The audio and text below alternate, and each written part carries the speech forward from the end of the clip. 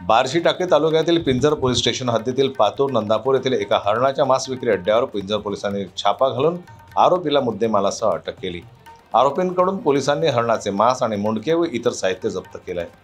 August रोजी सकाळी 11 वाजताच्या दरम्यान पिंजर पोलीस स्टेशनचे ठाणेदार गंगाधर दराडे, PSI अभिषेक नवघरे यांच्या मार्गदर्शनाखाली सापळा रचून मुख्य आरोपी फुलसिंग जाधव राहणार कानडी, हल्ली मुक्काम पातूर नंदापूर, तालुका बार्शी टाकळी यानं हरणाचं मांस विक्रीसाठी ठेवलं असता पिंजर पोलीस स्टेशनच्या अधिकाऱ्यांनी त्याला मुद्देमालासह पकडलं।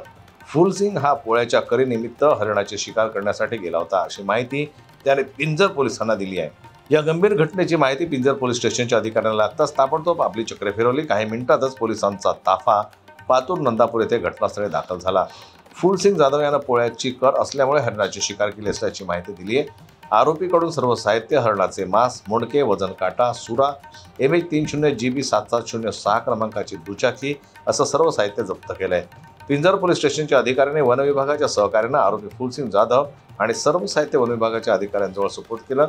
कार्यवाहीच्या वेळेस पिंजर पोलीस स्टेशनचे ठाणेदार गंगाधर दराडे यांच्या मार्गदर्शनाखाली PSI अभिषेक नवघरे, जमादार दत्तात्रय चव्हाण, नागसेन वानखेडे, नागेश दंदी यांनी ही कारवाई केली।